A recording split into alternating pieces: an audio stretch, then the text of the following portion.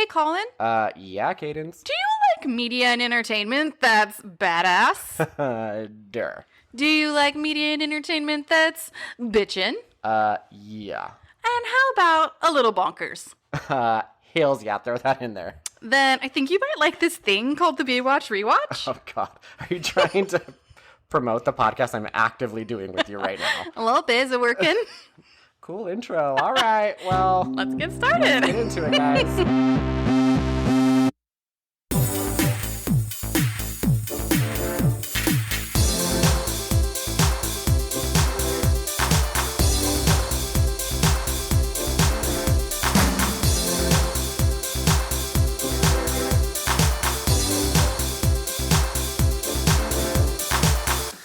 Hey, everybody. Colin. Oh, you get a new one. I know, I tried to do a new one because I was like, hi, everybody. Are you Del Toro? Is that you, Victor? Hi, everybody. Got a bad hair day. Colin here, and... Cadence. I don't know if you've met me. I don't know if I've introduced myself like school every attendance, single Cadence. time. I'm here. Here. Present. Today we're going to be reviewing episodes 5 and 6 of Pacific Blue, Season 1. Yeah, there's a lot going on, so we're definitely trying to get you the best stuff. Last episode, we dealt with some pretty intense stuff, some racial, we dealt with our neo-Nazis and racial tensions.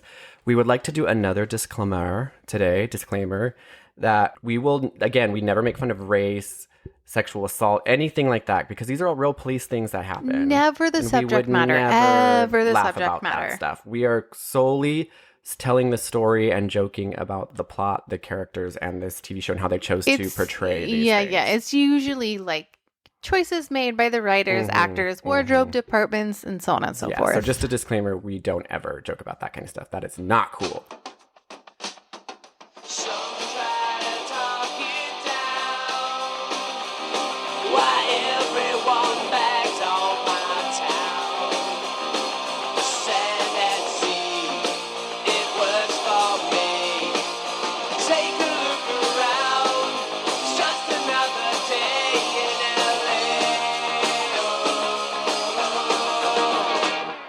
Okay, so this episode opens with the precinct having a clubhouse meeting.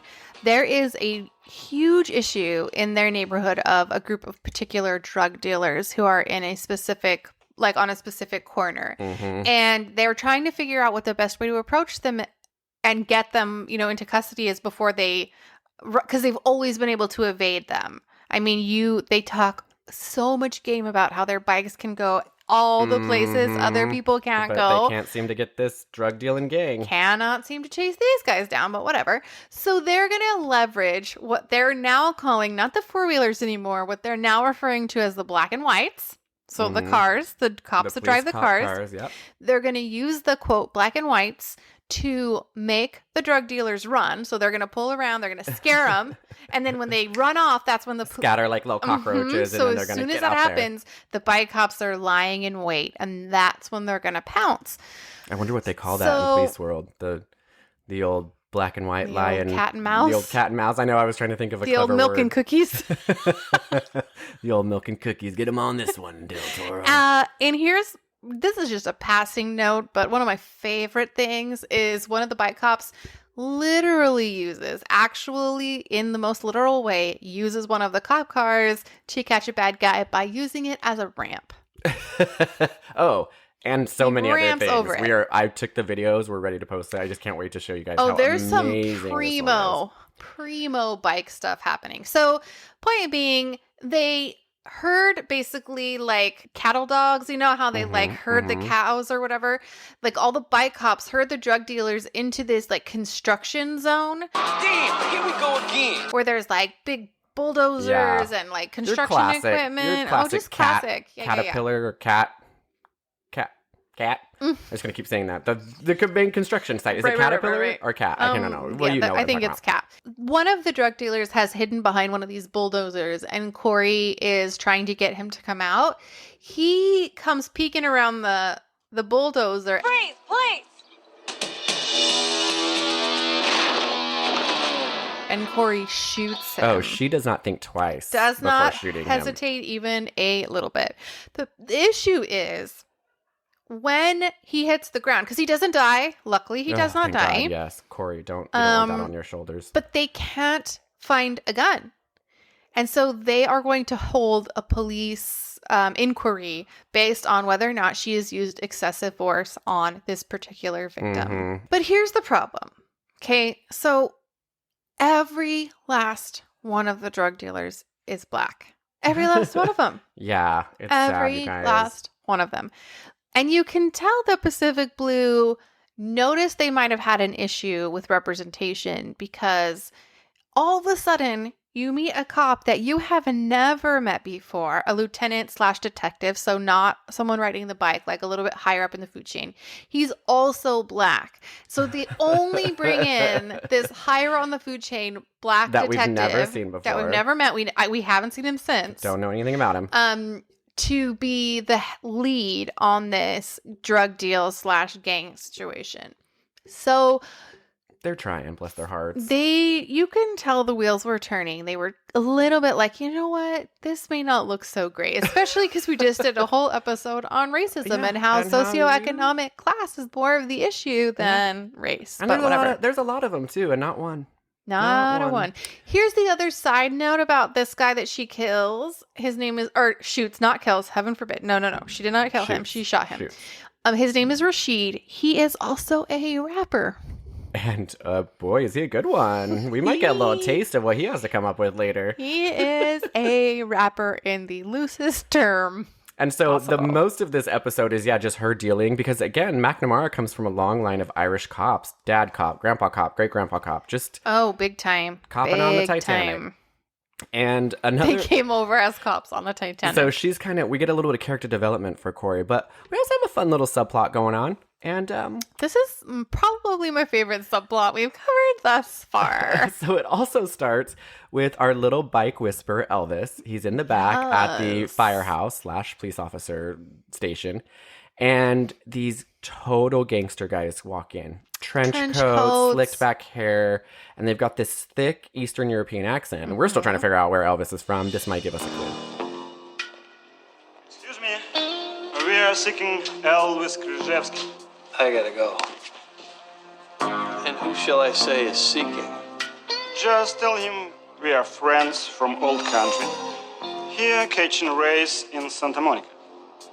Please, it's most important that we speak to him. And they're like, and the best part is Elvis peeks around the corner. Literally makes eye contact with them. Full sight. And then TC looks behind, makes eye contact, a good 10 or 15 seconds. They stare at each other. TC turns around, he's like, I haven't seen him. And they're like, oh, God, he was right there. We literally You mean just watched Elvis him. that we were literally looking, you guys make eye contact? Yeah, we all that just watched Elvis? him. So they try to bust by. Elvis Krzyzewski. Whoa, Elvis. guys. Hey, guys. Hold on. Guys, excuse me, guys. They kind of move TC out of the way. They're going and peeping around. They can't find Elvis. Like I said, he's not here. But I'll be happy to give him a message for you if you like. Message. And you're automatically led to believe that these are like people that want to hurt Elvis. Because right. obviously he's hiding. Obviously he does not want to talk to him. We're getting a little into Elvis's backstory too. And maybe like a hint of where he's from. Perhaps, maybe we'll get a little taste. Okay, so what I was actually referring to is my favorite because I forgot that Elvis's thing happened. How could you forget that Elvis's thing happened? Because my brain was on a little someone named Scott Magruder. Thank you very much. Yes. That's why. So there's another plot with Scott Magruder. All right, I need a couple volunteers for brat patrol duty. Brat patrol duty? Yeah, it means we have a film company working on the beach. They bring a lot of money into the community, so we're encouraged by City Hall to provide liaison assistance. It's babysitting the star. Who's it this time? Scott Magruder. So Chris Kelly and Victor Del Toro get assigned as the liaisons for the movie set.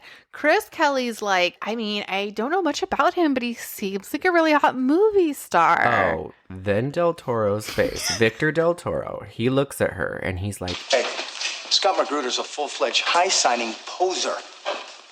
He tore up a hotel room in New York City, and he got in a fist fight in Central Park with his caterer. he slapped a man one time. He punched someone in the face. Like He he's like ruined this a hotel action room. star. Yeah, like he's listing all these crazy facts about him, and she's like, "Okay, clearly you do." Okay, clearly And this you know is a all little about Scott Magruder, okay, bud. Victor Del Toro, you know everything about him, and your little glit in your eye is sparkling. And this again, I just would love it if he was gay, but you'd pick up on these little vibes that he maybe likes Scott Magruder a little too much, maybe? Yeah, he's very passionate about it. He's got to call in Jason Momoa just like when he found out he's gay. Oh, like, tell me more about Scott Magruder. I just want to get to know him more. Like, what is going on with him? So they report to set, and they immediately go to Scott Magruder's trailer.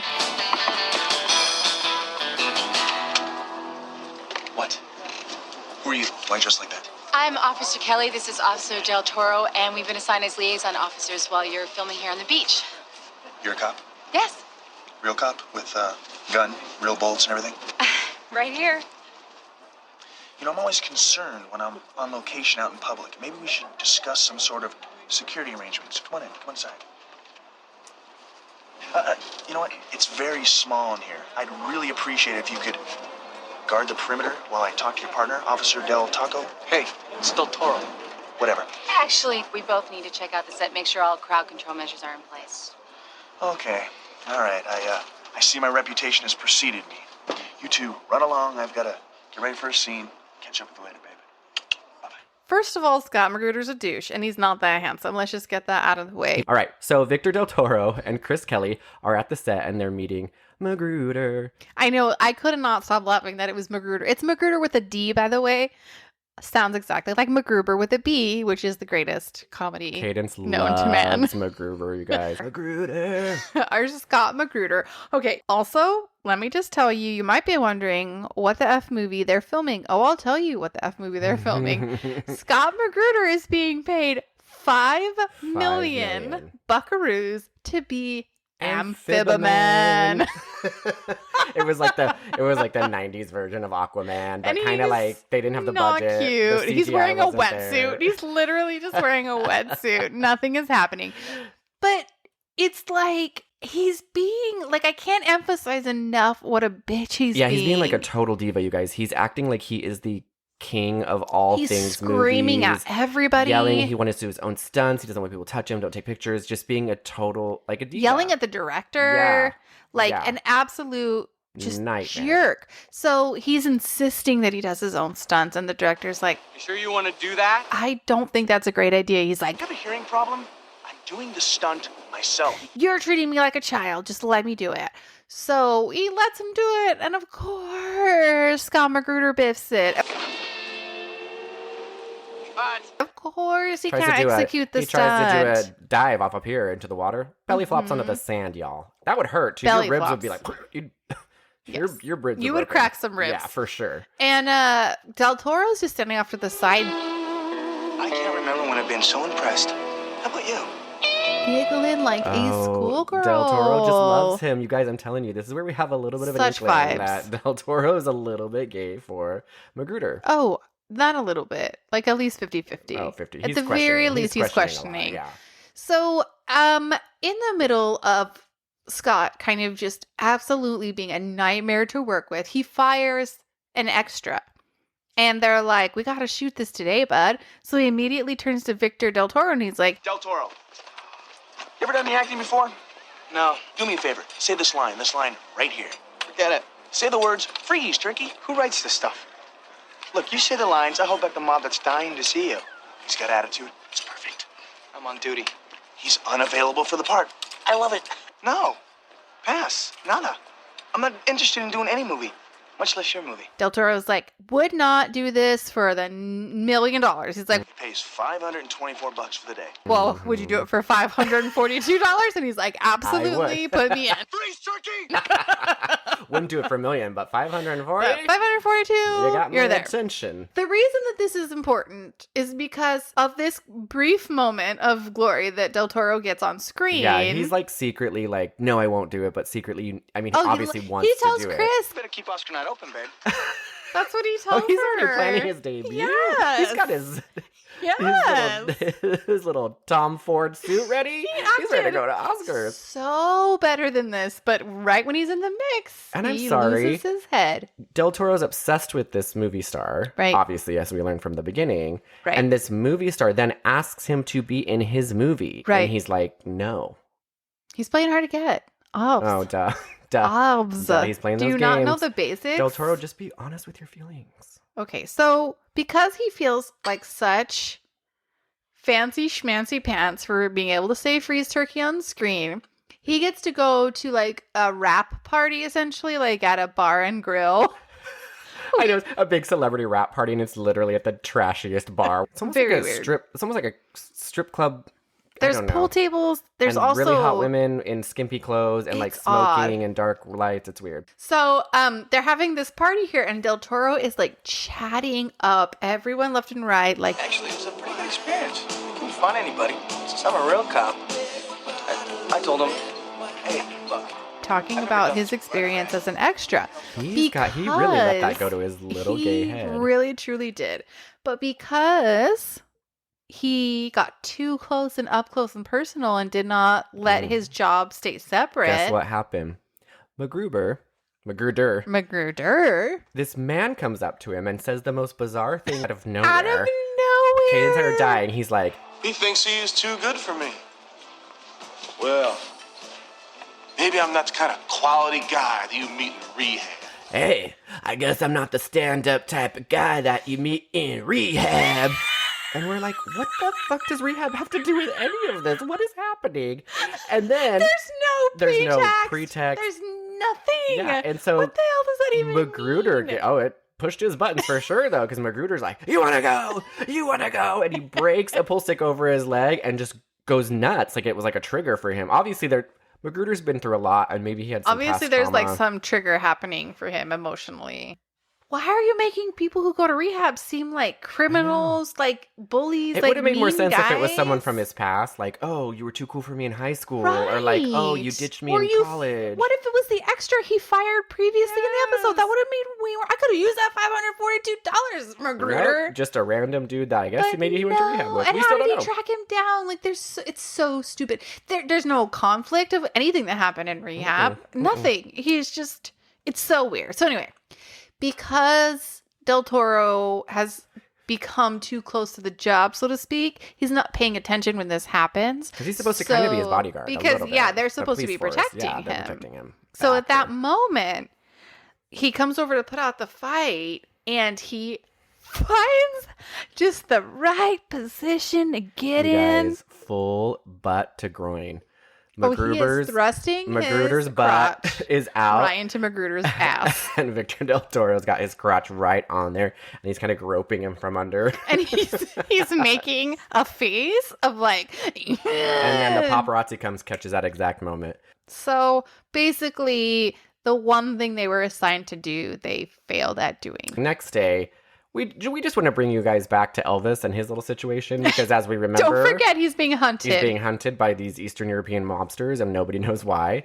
So they came in to look for him, like we said in the beginning, in their long black trench coats, hair slicked back. So Elvis is out buying, as one does, buying postcards and magnets at a trinket shop at a boardwalk. When I live somewhere where a lot of tourists go and overpay for items, and I'm a local, I like to go just so I feel like a tourist. I go to those same spots. I go to Fisherman's Pier, always buy overpay for everything. Postcards, magnets, little shot glasses. Yeah. I love doing that. Just to, you want people, when people walk into your house, you want them to know this is where you are. For sure. So you always have to buy things that from your city. It makes only sense. Everyone does that. Right. So Elvis is looking through, perusing the little articles and little trinkets, and the mobsters come up. You guys, they couldn't find him. So guess what they decided to do? Just have themselves a boys trip. Take a bike ride on the pier. Bike riding in the most fluorescent, different, beautiful colors. Neon jumpsuits.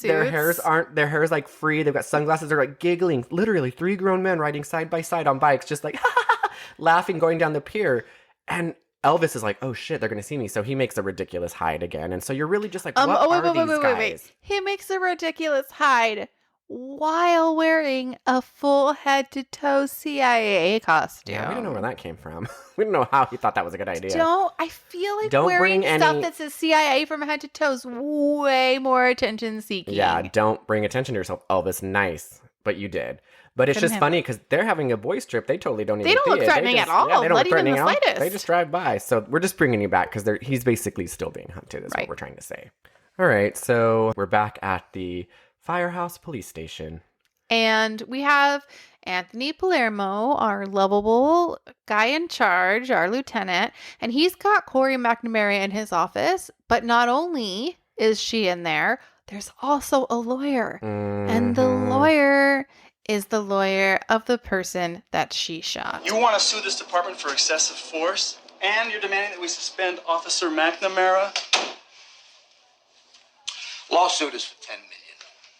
I just got back from the city attorney's office. That's absurd. You're just looking for a fat settlement from the city. My client, Rashid Ross, very talented rap musician. He was just in the wrong place at the wrong time. That's all. Not only did you shoot this guy and he's claiming that he was completely defenseless and used excessive force, he's also a rapper and a darn good one at that. She's like, look, I swear on my life he had a gun. I promise he was flashing me a gun. It was self-defense. And they say, Your client is a convicted armed robber. As a juvenile. Prosecuted special circumstances. Spent 5 years in prison. And then returned to the neighborhood, rehabilitated by the state of California. He was selling cocaine on Bellwood Avenue. He was performing for friends, but he became a victim of excessive force by an officer with 3 years experience. Someone in your department. and they're like, well, that might be true, but now he's a rapper and he's making all of his money rapping. So why on earth would he need to be robbing anyone or selling drugs? He wouldn't need to be. Yeah, because he's rapping. Because he's Everyone rapping. knows that if you're rapping, you're so tied up rapping those lyrics that you don't have time to do anything, any kind of criminal activity. And so basically Corey's like, I know I saw a gun and he's already a convicted violent felon. So my guess is on the gun. And they say, well, you know what? You can't prove it. And until you can, like, you don't have a case. Well, guess what she's going to do? She grabs old TC and she's like, let's go back to the scene it all happened. She goes back with TC to the spot of the crime, which is this old, like, you know, construction site, yard. wherever the hell they are. And they just cannot find a gun. They're looking like in throwing distance, in barrels of diggers. Cannot do it. Yeah, they're looking at all the equipment. They're looking in trees. They're looking under rocks. They're like, he had to have at least thrown it somewhere. I know he had it. So their goal is obviously to find the gun in order to prove that she did not use excessive force and that she saw the gun. And no one else saw it, by the way. TC has no idea. He's just trusting her because they're coworkers. Yes, very much. So another important thing happens after this scene that's in relation to Corey. She is alone with TC. And first of all, this is not the important part, but he calls her kiddo. You okay, kiddo? I hate Gross. that. Could you imagine being called kiddo? If you are a man, please, I beg of you, do not call your women equal coworkers kiddos. And you might think it sounds endearing, but it sounds condescending as tigers. hell. Hey there, tiger. Hey there, big guy. I mean, tigers. Hey there, big guy. Hey there, tiger. Little guy. Hey, how's it going? No, I'm just kidding. Don't call him any of those. Just call them by their name. How about that? Oh, Timothy Chalamet can call me by my name. Oh, God. We're all about that until someone that a 20-year-old that you're attracted to would call you anything. If he called you kiddo, you'd be like, yeah. What is it? I was literally call me a just goat saying, because I'm like, a kid. call me a goat because did you hear I'm my? I tried to do my goat noise and it was. But you get call it. me a goat because I'm a kid. Call me Billy because I'm the kid. Ooh, that was better. That was better. Oh, Timothy Chalamet, call me. So, moving forward. Don't call your coworkers kiddo. The point is that in this moment of vulnerability, she says, You're the only one in your family that's a police officer, right, TC? Yeah, by a long shot. Well, in my family, it's very important that your first shoot be a clean one. Come on, Corey. No, I'm serious. It goes back 3 generations. The tradition says a clean first shoot will give you the confidence you need to operate. A bad first shoot and you're useless on the street. You'll always hesitate. You'll always second guess yourself. That's what they believe. What do you believe? I don't know. All I know is that ever since this thing went down, my nerves have been shot to hell. the point is at the end is she says, I grew up hearing about these clean shoots. And the truth is, TC, like, I don't know if I saw a gun. I don't know. I could be wrong. I'm doubting my own eyeballs. So it's really starting to wear Corey down to the point that she starts having nightmares about it. You know what you saw. Don't doubt yourself. Girl. Kiddo. You know what you saw. Get out of there. Get down those nightmares, tiger. Get out. Just giving her a little head, like a little noogie. Yeah, like you know what you saw, little guy. Back at the station with Corey and TC. And Lieutenant Palermo. We have now learned that there was a witness to Corey's shot, her clean shot. Well, right. So the police station essentially has their own lawyer. And their lawyer, in the process of the inquiry, has found a witness who was there at the shootout. And he has a little bit of pertinent information, which is... It was a 38 with a cool-looking handle. He was bragging that he ripped it from some guy's house off of Bellwood Avenue that he broke into. How long ago was that? Couple of weeks. That's better. Now tell us what he did with the thing. Storm drain. He threw it down a storm drain. No, I threw it down there for him. Rapper that you shot did have a gun, and he threw it into the drain, the gutter drain. The gutter, the canal, which takes all things go to the ocean, and they're like, oh, not all things are going to make it to this ocean. Yeah, and Palermo's like, you know what? It doesn't always get to the ocean, and let's go check. Yeah, so the three of them, TC, Palermo, and Corey, they're going to go find that gun. And guess what? They do. They find it. Mm-hmm. But in between this, Corey is asking herself a lot of questions. She's having a hard time. Because like we said, she realizes like, did I see a gun? Am I making this up? And she goes through this kind of like Moana ancestral journey thing. To be Talks to her grandfather. My grandpa did this. And she's like seeking knowledge from the elders. Oh, wait, you know what? We forgot to mention something in the ancestral journey that's incredibly important. She takes a long walk with her Irish grandfather. He says, she goes, I'm just so embarrassed that my first shoot wasn't a clean one. He goes, it didn't go down clean. Wait a minute, I thought... That's why he's so hard on you. But the gardener incident... It was a mess. I'll tell you something else. This whole tradition about first shoots, that is a lot of Irish macho hero crap. My first was a clean shot? No. You think Bermuda was a clean shot? No. You think Philly? And he goes through all these things. And he goes, your dad's first was not a clean shot. It was a mess. And she's like, are you kidding me right now? So that makes her feel a little better. So they've been perpetuating this myth this whole time that's just been wearing her down. But the reality is no one's perfect. They're just doing their job the best they can. I can't wait to have a problem and seek my the knowledge of my past elders. Do we have any? I don't think so, but do we have any past Granny elders? comes down. It's just because that's just something I want to check off my bucket list. So the next day, between that time, they go and they find the gun, and it's a beautiful gun, by the way. Beautiful. I'm not obviously a gun person, but it's like gold, like rose gold. Corey, she doesn't want anybody to notify the rapper that she found the gun. She wants to do it. So she rides her bike down like the little badass that she is. Mm-hmm.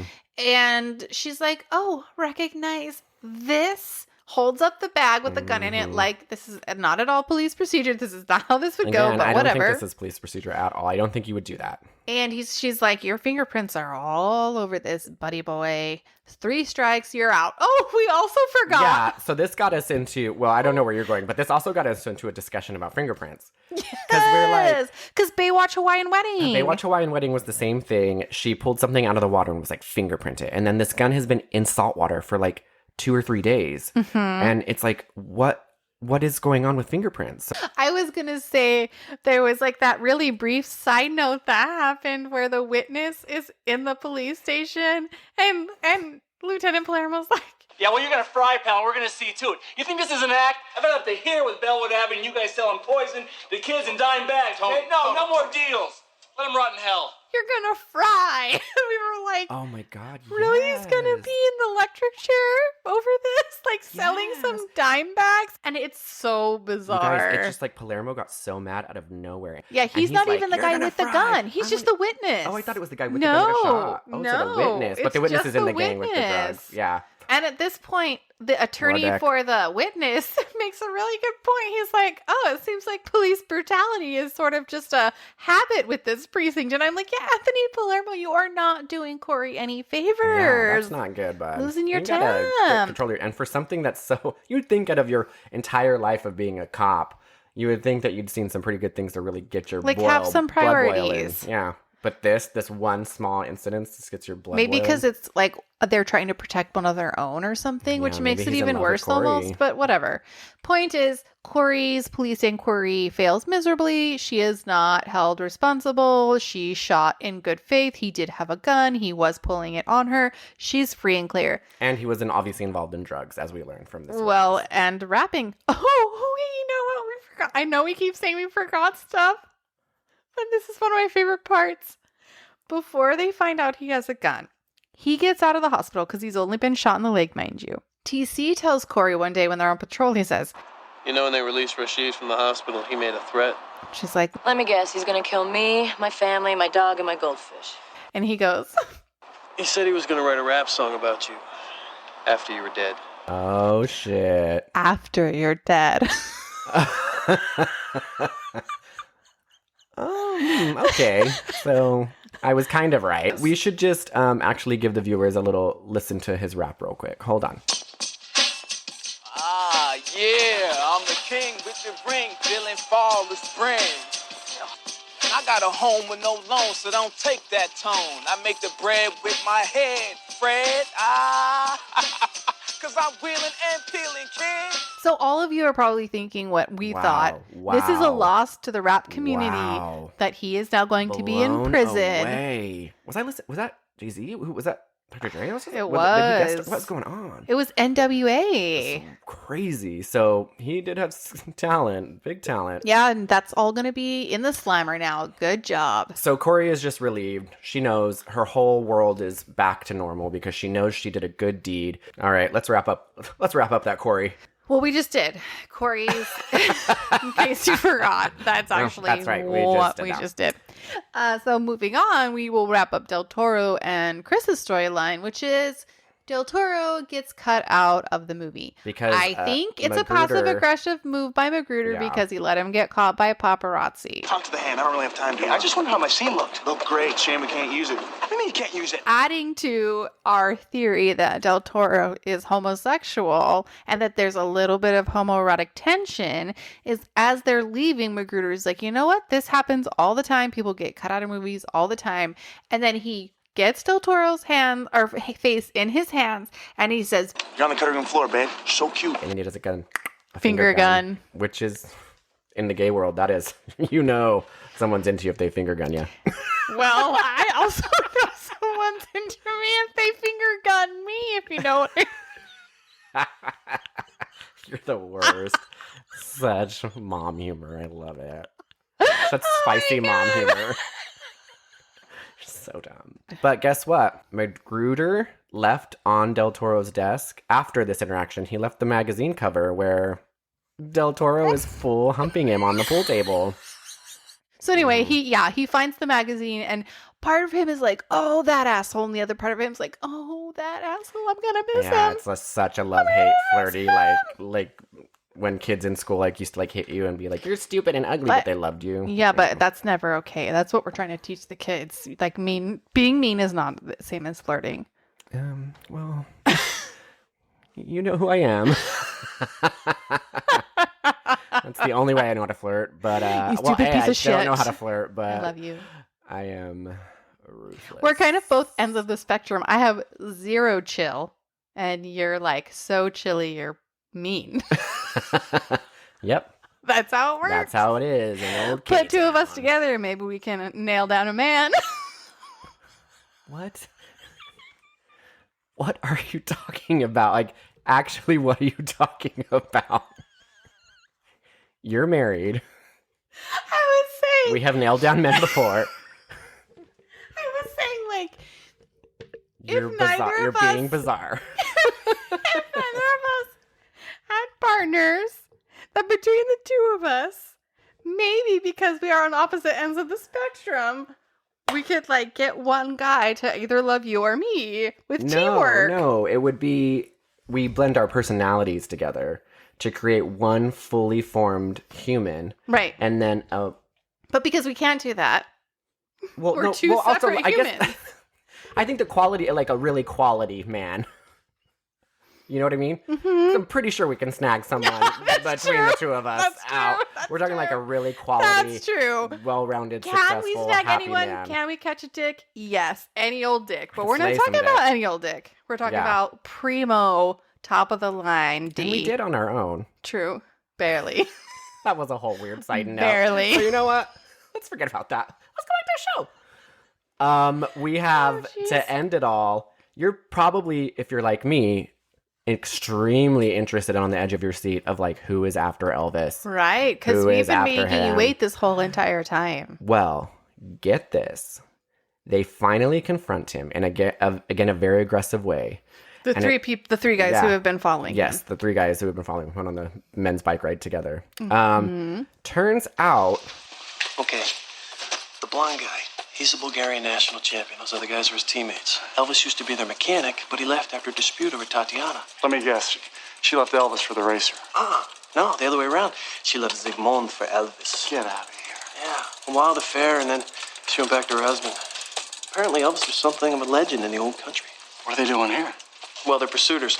They race the 4,000 meters in the velodrome, but they're getting killed in the Olympic trials, and they want the mechanic back. Elvis isn't leaving us, is he? The pain is too great. He'll tune their bikes, but then he's going to send them on their way. TC does a really good job of giving us a shit ton of exposition in about 30 seconds. And right? as you heard...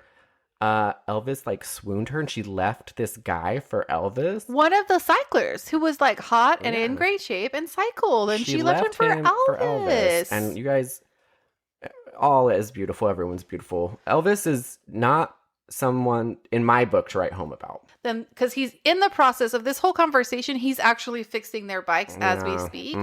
So he soups up their bikes, does his thing. The woman watches as horny as ever from the sidelines. She's flooding the floor. And then they all pack up their bikes and fly them back home. And Elvis stays at the station. Elvis. And that wraps up the story for today. It wraps it up? It wraps it up the story for today. Don't you take off your bike helmet yet. Now we're diving into episode, what is it, 6? Episode 6 is called Takedown. Takedown, and there's a lot of different things that can be taken down. And, first off, I'd just like to state that we have some pretty big, low-budget, big actors in here. Okay, so we don't know the appropriate word to say. Like, I always used to say low-budget, like, that means it's like the, not the original. It's like the poor Plan man's B. version. Yeah, like, the that's Plan like... B. Yeah, like if you're going to go to Colonel's Chicken, it's going to be the poor man's Kentucky Fried Chicken type of a thing. Colonel's Chicken is Kentucky Fried Chicken. The no name. No, but I'm saying the official name. How sometimes it's just like one thing off, like Taco Hut, but not Taco Bell. Yeah. Type of a thing. Oh, this is my favorite. Taco Hut. This is my favorite one. There's a restaurant in Crescent City called Apple Peddlers. And it's like a is that an Applebee's? Apple peddlers? Doesn't peddler mean like you're like wheeling and dealing apples? It's like, yes, you're like a salesperson who has like an apple cart. Hey, I'm an apple peddler. And it's just such a That's mouthful true. of a name for a restaurant.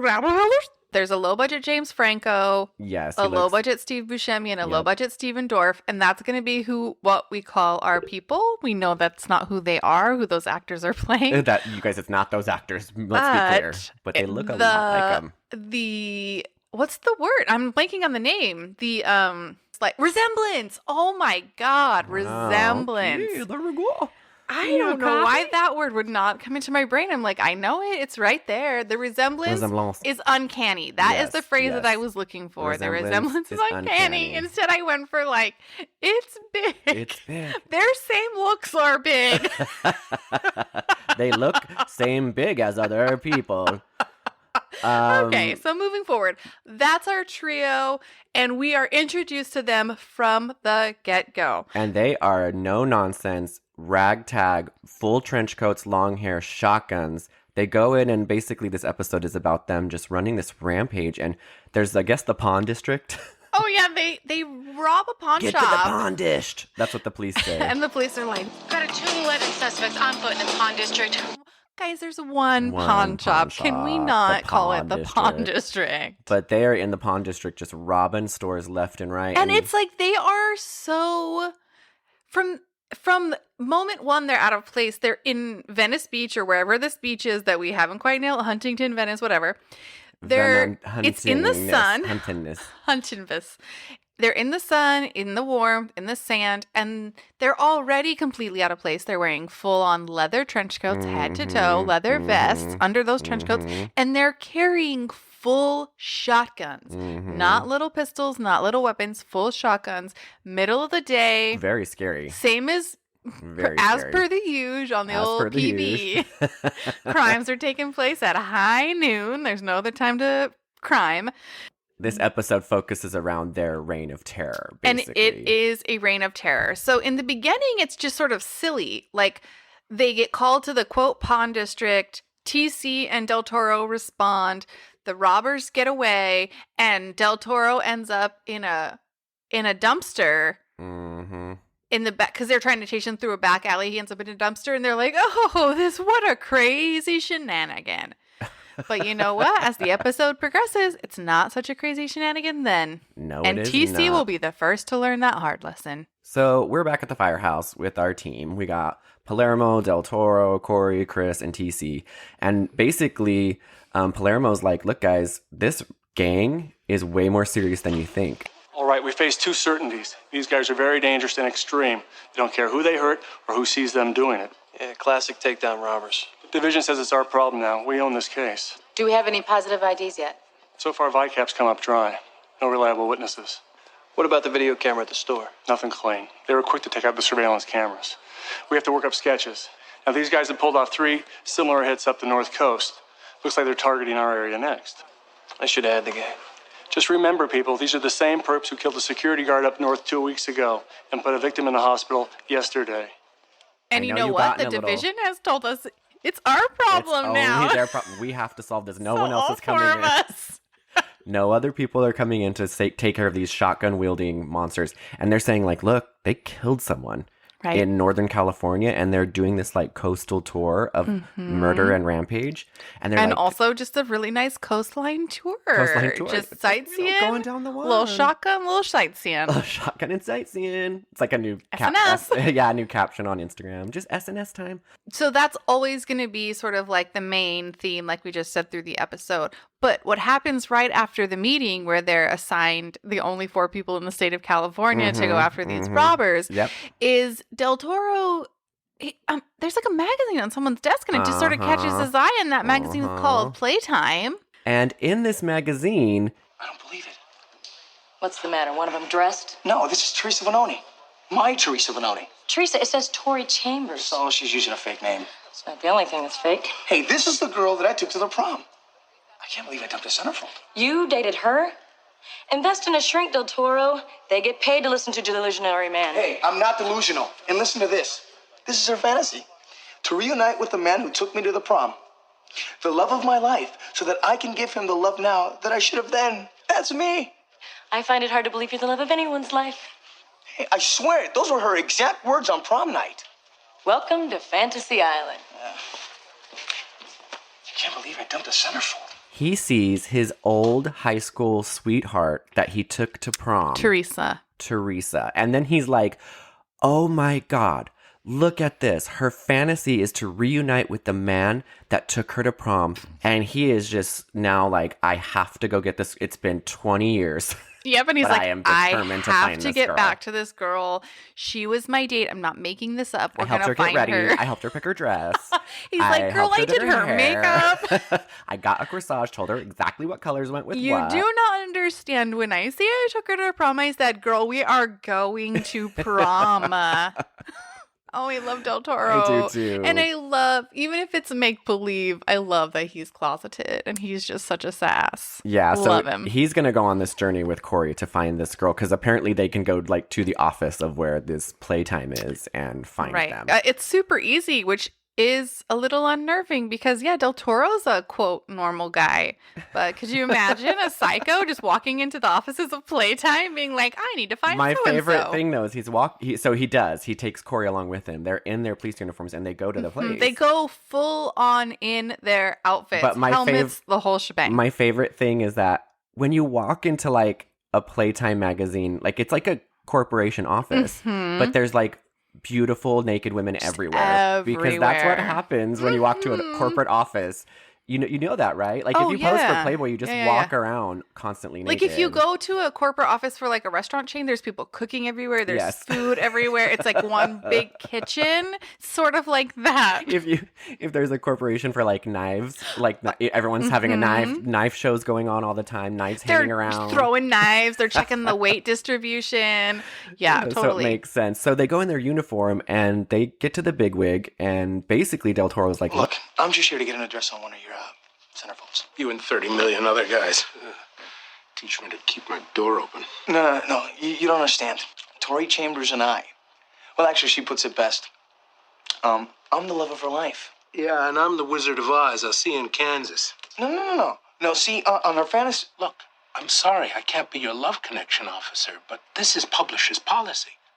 I can't give out these addresses, you know that. He's like, dude, are you fagging crazy? Every guy says that.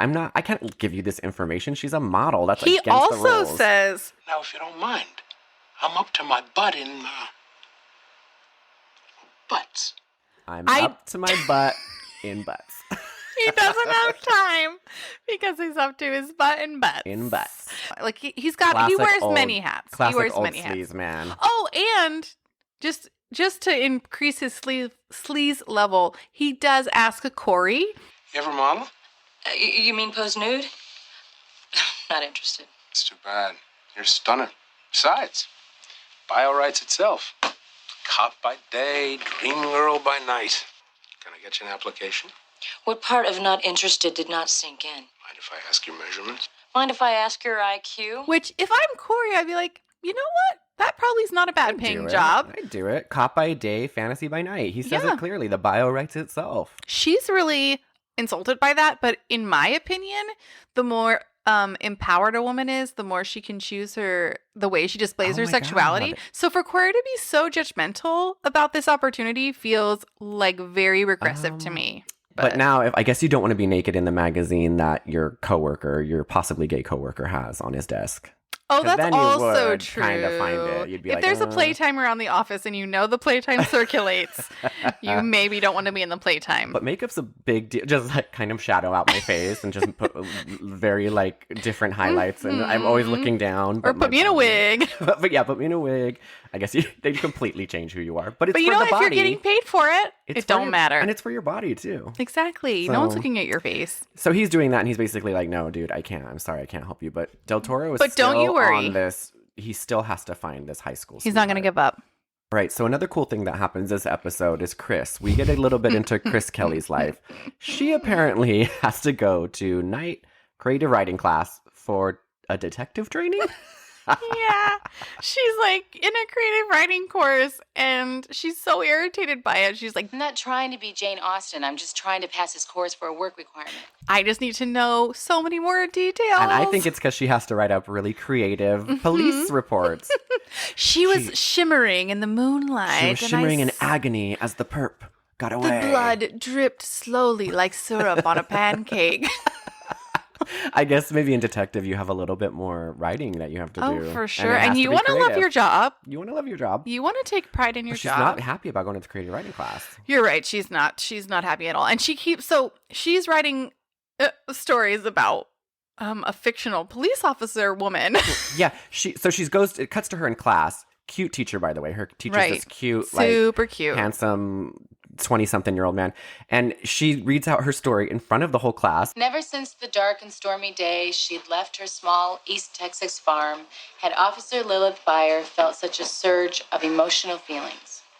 Peering inside the dusty windows of the paddy wagon, she anguished with pain as she watched the man of her dreams, a man for whom she'd do anything, be anything, a man she just put into handcuffs.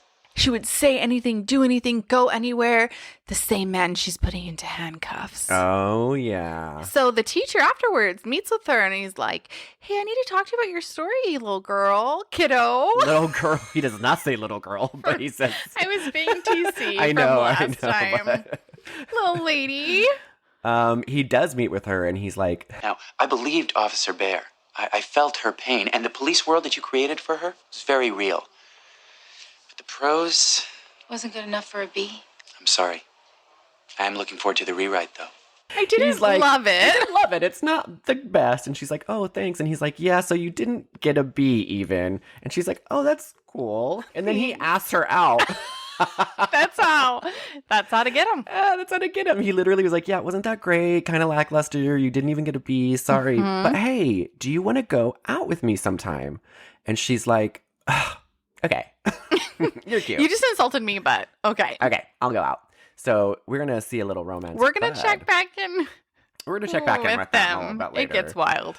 So now we're met with the three guys that we talked about at the beginning. The shotgun wielding James Franco, Steve Buscemi, and Steven Dorff, the trio. And they're just wreaking havoc. They're going to liquor stores. They're getting money. They moved from the pawn district to the liquor district. Yeah, to the liquor district. And they are just going on a rampage. And so we have Palermo, TC, and Chris. They're all there just kind of trying to track these guys down, but they can't keep figure arriving out. right after. Yeah, so the guys will come in. They'll shoot out the security cameras. They'll threaten the guys. They'll steal some money.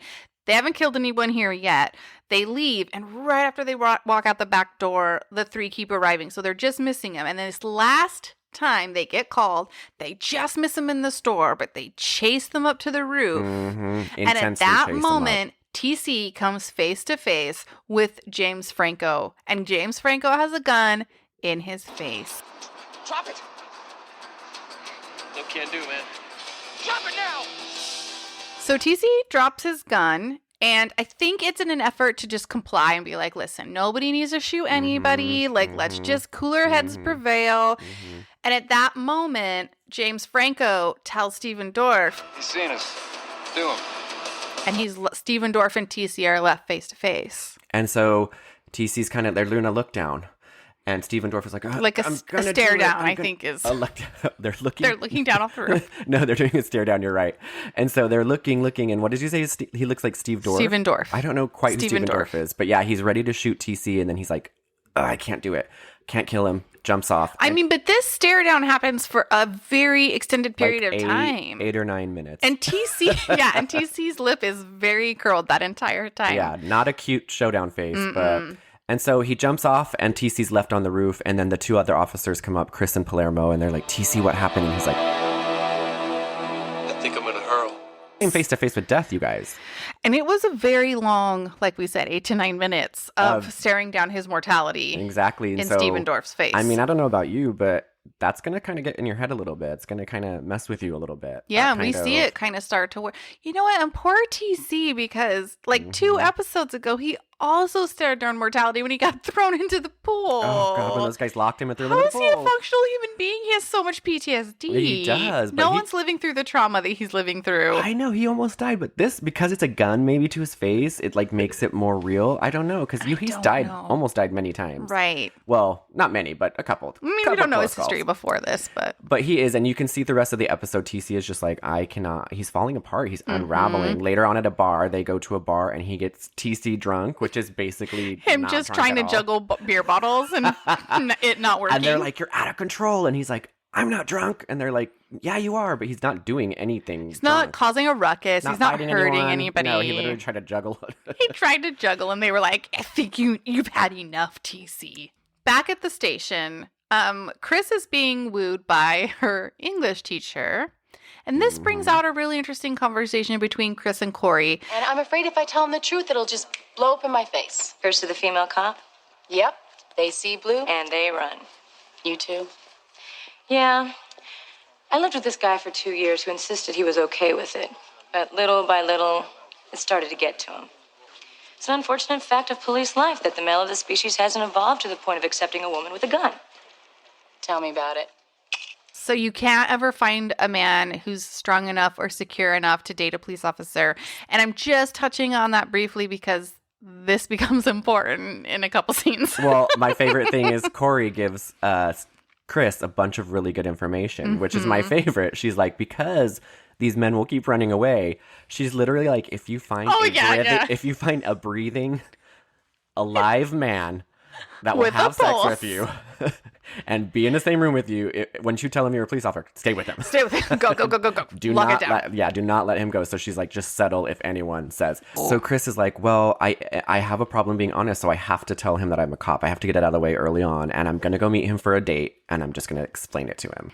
Meanwhile, Corey's like, all right, me and Del Toro are still going to look for this woman. We're going to use all our police resources to go find Del Toro's prom date. Police officer time to go find his old porn prom date. First, he tracks down her grandma and assaults her grandma at her home while on police time in his police uniform. Hello. It's been a long time. You look kind of familiar. It's Victor. Victor Del Toro. Ow! What was that for? Just a big shot prom date. Treated my granddaughter like yesterday's garbage, and then has the nerve to come back here. I was crazy about your granddaughter. But it was high school. Things happen. I'm a police officer now. Dressed like that? I'd rather be mugged than call you for help. Miss Vanoni, please. I just want to talk to her. I thought you would know where I could find her. Just give it up. She's got a very nice boyfriend now. Dexter cares for her. Dexter? Dexter Pleasance. And he's no junior park ranger either. I can tell you that.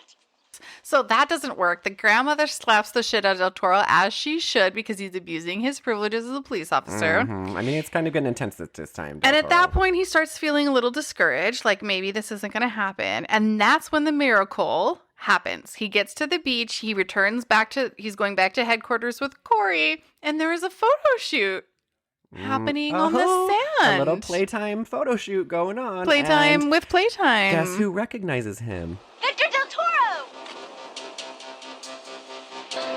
Victor, I can't believe it's you. Do you know how many times I've dreamed of you and I finding each other again? I know. It's incredible. It must be in the stars or something, because I've been thinking about you lately. You have been on my mind too, believe me. I want to catch up on everything in my life. I guess I'm really into closure, and Lord knows lots has changed since high school. Yeah, let's get together. It's meant to be. But guess who? Guys, I about peed my pants. We did. Guess who plays Teresa, you guys? I about peed my pants. Jenna from Baywatch Hawaii. Freaking Jenna. And this is years before. This is like what? This is like 4 or 5 years before. Right. It's about 5 years before 96. And she has You can't mistake that voice. No, you she can't. She has a very specific baby voice. And that's how we actually knew it was her, because it didn't look like her. We looked it up, found out it was her. I immediately heard that voice, and I'm like, that's Jenna. That's Jenna's voice. Jenna. It's hard to recognize her when she's not wearing her doctor's lab coat. Oh, I know. When she doesn't look as sophisticated. When she's not being Doctor of the Sea, PhD of the Sea. She, also, they did this really classic Baywatch move where when she sees Del Toro, she starts running towards him, and they put her in slow-mo running in a bikini. Oh, she got a banging bod. She is running full speed. Beautiful so anyway, girl. Beautiful girl. Here's where the dream comes true. She sees, you think it's all coming together for Del Toro. He's like, Teresa, she runs, hugs him. They twirl in the sand. He didn't care about the sand between his toes at that point. And he's so stoked. He thinks like, this is it. Lock and loaded. I'm going to be in the closet, but still be happily married to Teresa. I'm still going to question my sexuality for a little bit. And they set up a date for the following night. We meet Chris back at her date. Yeah, they're at a bar. She tells him that she's a police officer at the bar. And he goes, yes. Hey, I'm a teacher. I can have a lot of fun. By the way, how's that paper going? Remember? Yeah. He's like, just because I'm a teacher doesn't mean I can't let loose. But really, you're going to need to walk me through where you're at on the assignment. She's like, I'm still trying to figure it out. And that's where she confesses to him that she is a police officer. But the story is, in fact, not about her. Because he's trying to dig, and you don't realize this till a little bit later, but he's like... So have you finished rewriting Officer Bear? Well, I'm actually not quite sure how to attack it. You know her. She's very real to you. No, she's just a character. I think she's a little bit more than that. It was strange because it was almost as if you'd been there and, like, seen through her eyes. Just got lucky. I don't think so. So, that story sounded really autobiographical. Is that by any chance true? And she's like, no, it actually wasn't. But... which is surprising. I am a police officer. But I am a police officer, and I have to tell you now, just to get out of the way. And he's like, I don't give a fuck. And he doesn't, we learn later, at all. So I got that confused with the next time they see each other, because what he does is he comes straight to the police station the next day. Well, first he's like, is your shift over? And she's like, yeah, I guess. Let me change. And I'm like, you guess or it is, because you can't just decide. I guess it is. Number one. And he says, no, don't change. I have the perfect spot to go to watch the sunset. Just leave the way you are, which you're kind of like. Just stay tuned. ... Because we're going to go meet Del Toro. We're going to finish out what's going on with him, because he's going on his date the next night. Probably the same night that Chris and the teacher are going on a date. They're probably simultaneously. So he talks to this girl, Teresa, and she basically is like... That? Yeah. Oh, gosh. Well, the PR people make all that stuff up. It's all part of the fantasy thing for all the droolers out there. Right. You know the type. Right, yeah. I have a good idea. I'm so glad you're not like them. Guess what? It's actually the producers who write all that. I had nothing to say about the prom. So she didn't write any of that prom stuff. She's like, She it's didn't just say- what all those basic droolers want. And he's like, oh, yeah, those droolers. And those he's like, idiot droolers. so you didn't really want to find the love of your life from prom? And she's like, No. And she goes, I've missed you, Victor. I've missed you too. You know, I've always thought of our relationship as very special. Oh, it should have been so much more. It still can be. What's more special than true friendship? I mean, there's lots of guys you can give a body to, but so few you can trust with your heart. Friendship? Yeah, you know, like me and you. Buds for life. Buds. but you were my best friend, and you're still my best friend, and you're my bud for life. And she punches him. And she basically, guys, like, she knows he's in the launches closet. him. She launches him into friend zone. And that just reconfirms a little bit more, like, she Cadence and I are senses it. thinking that he's a little... She senses it. And it's, like, really funny because they really try to emphasize that she's like, you're my best friend. She, like, punches him, elbows him, rustles his hair, and just keeps saying he's... And Del Toro's, like, heartbroken, but he's trying to play it cool. Like, oh, yeah. I knew that. Oh, buds. Okay, best buds. Yeah, best friend necklace. We're good. Sorry, Del Toro. She was hot, but just not meant to be. Womp womp. This is also where we kind of talked about this last episode, that there are the gay tags and the straight tags, and You sound like you said tags. tags. But he's wearing like a really fitted, like olive green tank with like a really beautiful gold chain. Not just a little one, you guys, like a really thick one. And he just He's got looks his lip gloss supreme. on. His tank is tucked into his tight pants. His hair is perfectly coiffed.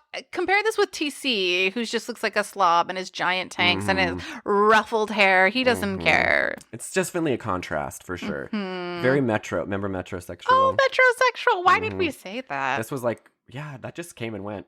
It really did. It was Real so quick. it was so lame too, like as if A guy can't take a care guy, of himself. yes, a straight man that can't take care of himself. it immediately means they're gay. Well, no, metro doesn't mean Or gay. I guess the idea is that They're they're less masculine somehow, because you're veering in towards, you're talking about like homosexual, metrosexual, like it's almost a different kind of sexuality to take Yeah. care of the way you look. Yeah. That makes Because sense. you take care of the way you look. Right. Which is unheard of in the straight world. You just don't do that, right? No one. Like, You just it's like so put on those stupid. cargo pants Put on those and cargo those pants and those Tevas and head Crocs. right out. So stupid. But yeah, And that B cap. So unfortunately, Del Toro, sorry, bud, you're going to have to get back to work and find the next one. And so we're just going to check in with TC. He's still unraveling, you guys. Things are going really bad. And Palermo notices this because he Yeah. says, you know, like, it's not a small thing to stare down your mortality. It happens to all of us. And to avoid it is just going to make it a whole lot worse in the end. Do you want to talk to a shrink? Do you want to talk to me? Like, how can we best work this out? And TC's being super masculine. He's like, doing that whole, nope. like, it doesn't matter. I'm fine. I'm fine. I'm fine. And everyone's like, no, you're not. Just take a few days off. Yeah, Palermo's like, you literally can take a vacation. It's okay if you need to process this. And he's like, nope. Cadence and I were talking about Nope. this. Like, if my boss came up to me and was like, hey, you need to take a few days off, I'd be like, okay. Okay, perfect. Good. I'm I good. will see you in a few days. Bye. And it wouldn't even be, even if I didn't need to process it, even if I truly wasn't upset about it or whatever, I'd still be like, you know what? No, I'm okay. Yeah, I definitely need a vacation. You know You're what? right. I'm gonna You're do it. totally right. I'll see you in a couple days. Bye. So he's still dealing with this, and it's sad, and Palermo's trying to help him, but we definitely know TC's got some things to work out. Regardless, we meet up with Chris. Okay. And her date. This is my favorite thing that has ever happened, ever. So they're at his special spot that they went to after he picked her up at the fire station. Mhm. It's his house, by the way. Yep. It's right in front of his fireplace, by the way. Which is lit. And it's his fire's going. He's got a globe and a stack of books by his fireplace because he's a teacher. He's a teacher, yes. So you gotta know. you Even when always- he's lounging by the fire, he's learning. Every teacher has a globe and pile of books wherever you go. Lounge and learn. That's what I say. Lounge and learn. learn.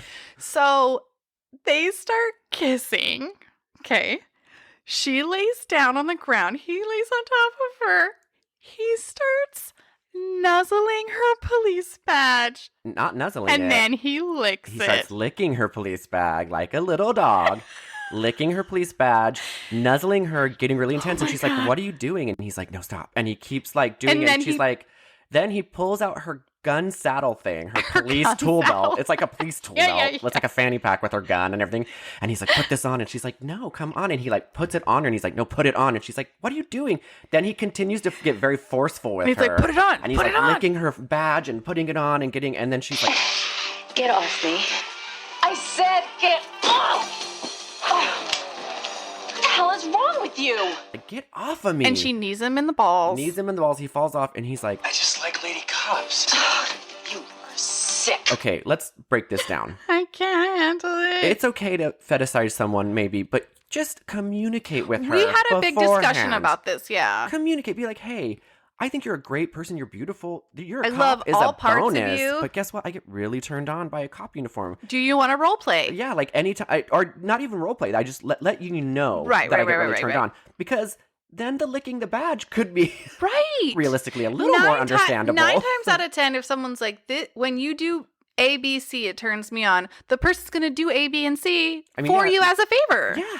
So we're just like, why? This could have all been avoided if you would have just communicated a little bit. Instead of just cops turn forcing you on. that goddamn belt on her. And then you find out that he's like, cops are my thing. It's a fetish. I want to be.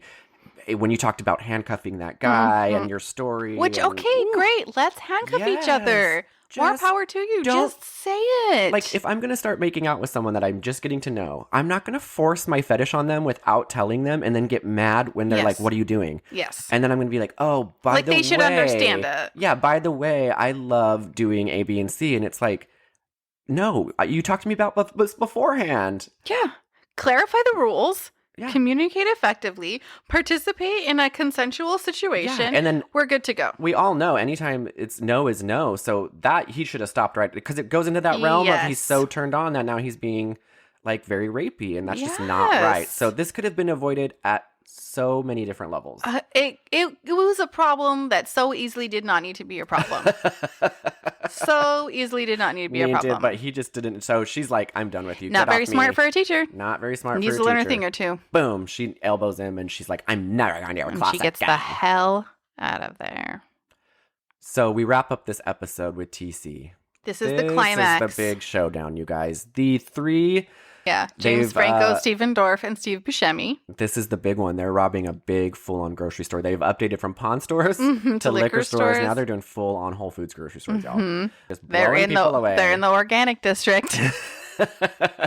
And this is where, because the squad, the 5 people, it's their responsibility. Remember, it was put on them. Right. So this is also where we see that very clearly because they've shot up the store. They've evacuated every single customer, save for one little girl who's lost in the store, which we'll go back to her. There are dozens of what they call black and whites outside. The four-wheelers. The four-wheelers, right? Dozens have responded. They are quarantining off the whole entire area. The only 4 people in charge of disarming these shotgun-wielding maniacs are the bike squads. Every other cop there, every other black and white has a bulletproof vest on. Yeah, they like practically SWAT team. Body but armor. No, these guys that are literally wearing In their biker bike shorts. their spandex bike shorts, and their polo police tops are responsible for taking down these 3 gunmen. And the division, it's not the division's problem. The division said it's you guys. Their division, they got to do it. So basically, this little girl that's left in the store, it becomes this big hostage situation. It's actually one of the more intense scenes we've seen from Pacific Blue really because things is. actually start getting really real. At one point, Palermo gets shot. Palermo does get shot in the chest. Well, who gets shot? Palermo shot. He's bleeding. He's like, I'm in Palermo. I hate that you made that joke, but it was good. It was and good. TC, the climax of this episode is TC comes face to face with Stephen Dorff, who once held a gun to his face. Yeah, the guy that was supposed to kill him but didn't, chose not to. And during this time that TC's been... we see TC, it takes all of his bicep muscles to hold his little baby gun up. I don't know if you guys know this, but when you hold guns, you have to flex every your entire muscle. Because he's doing that classic, like, I've got the gun in front of me, the L shape, the classic L. Right. The unit 1 and unit 2. He's got both of his big units on that one gun. Like holding it, and he's just like, and so that's just a side note. You have to always flex as much as you can. But he comes face to face with him. This whole time we think that TC is going through his thing, but what he's been doing is getting in the mind of this Stephen guy. Dorff. He's like, you tried to kill me, but guess what? I know everything about you. So they're like in another standoff. And he even says to him, Look, this may seem bizarre, but I never got a chance to thank you for not, shooting me the other day. It's okay. I don't know why you didn't shoot. I'm thinking maybe it's because you were scared as I was. Scared as I am now. It wasn't supposed to be like this. I didn't know how I got here. Doing this. I don't know how it all works any more than you do. But I do know I don't want to kill you. And I sure as hell hope you still don't want to kill me.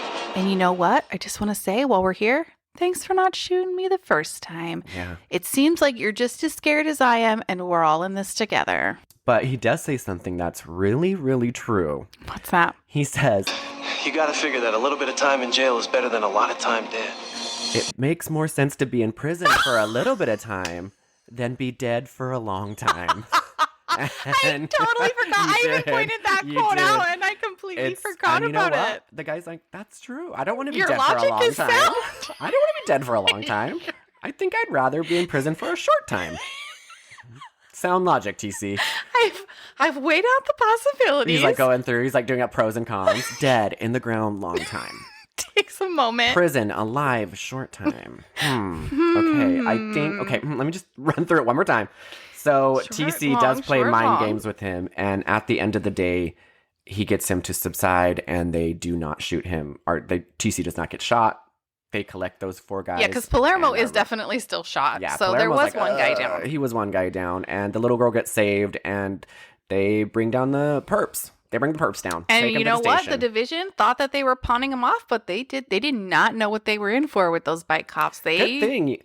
All those black and whites guys I see are bike cops in action. Yeah. So now they're probably I really hope there's no more class warfare now. They've actually seen them do their thing, and they're going to be like, you know what? We've been talking shit about you, and we're sorry. But 4 of you did a job that a whole district could not do. Yeah. So now there should be, like, remember that time we single-handedly disarmed those 5 guys with shotguns that were killing people in a grocery store with a hostage situation? They're going to be like the guy who created Baywatch. Oh, I'm sorry. Did you disarm 3 shotgun maniacs in a grocery store? They have their medals of honor. They're always just valor. Excuse me, he had shotguns. I'm sorry. And then the very last part of the episode is, like Colin said, they finally take down these robbers, and we're back at the police station. Palermo's all bandaged up. He's been treated for his gunshot wound. He's fine. And the very last scene is TC pokes his little head in, his little luscious head of butt crack 90s hair. And he's like, hey, Palermo. I'm ready for that talk now. Have a seat. Oh, he's ready to open up. And then credits roll. He's ready to open up. That's so sad. I'm ready. TC, good for you. He's growing too. See, we're all growing. We're all growing. Except for Del Toro, who didn't get much of anything. He's growing. Del Toro. He's growing towards the gay side. I was trying to say he's growing more towards homo side. Come to us, Del Toro. Come to us. He's so cute. You should come to us, Del Toro. Oh, also, when we were talking about TC's logic about short time versus long time. You're still thinking about that. Well, because it reminds me of one of my favorite things I've ever seen in my life. When Jed and I were dating, we went to Las Vegas to take his brother to the airport. And at the time, do you remember that show, Buffy? There was like Angel that came out after. It was like a spinoff. He was on everything, and all the taxi cabs at the time in Las Vegas had, like, they were pushing that publicity like crazy, and on all the taxi cabs they had promos for it, and the tagline was live fast, die never. Well, then that's an exhausting life. I need to take a nap. Go, never dying. I need to take a nap. Rest. I don't want to live fast and die never. This day, and it's been so many years. I want to live slow and happily and die at my time. Yes. It just seems exhausting to think about. Go. Never ending. Your to-do list never ends, and you never die. That's great. Sounds great. Cool tagline. Have fun, Angel. Well, we'll join you next time for this to keep this story going. Keep in touch, guys. Listen fast, die never. Listen fast and you see what she said. Listen forever. Bye. Bye. I'm a 2-wheeler. You're a turkey. Let's cook this Thanksgiving dinner. I don't know what I thought was going to happen with that. It's getting late. We don't It felt really like know. it was going to come to me. I felt like it was I know. going I saw you somewhere. searching for it on didn't. my NPR side eye. So She's a just grown woman with her kids. Okay, he's like 20 something. Okay, he's I think legal. he's 19. No, he's. I looked it up just so I wouldn't feel like a perv when he was on SNL. Because my kids What is he, 19 also and a half? made fun of me. No, he's over 21 by far. I think he's like 25. He looks like an Italian shoe brought to life. A designer Italian shoe brought to life. I would wear the hell out of that shoe. Mhm. I would wear the hell out of I don't it. see it. Very handsome. Don't see it. I think I've never felt further away from you as a sibling Very handsome. than I do right now. Don't see it. Can't believe you don't see it, but whatever. So, moving forward. I'm so sorry, fingering's on my mind because I saw this article the other day and it was like this woman on TikTok was trying to show how gently she was using an egg yolk as like a visual representation. She was like, don't break the yolk. Don't break the yolk. Not enough guys are taught how to finger properly. And so she was using an egg yolk? So she was using an egg yolk as a visual. That's very delicate. Well, do you have a lady part? I don't think so. Then you don't know. You're right. Then you don't know. Do you have an egg yolk? All right, kiddo. Then you don't know.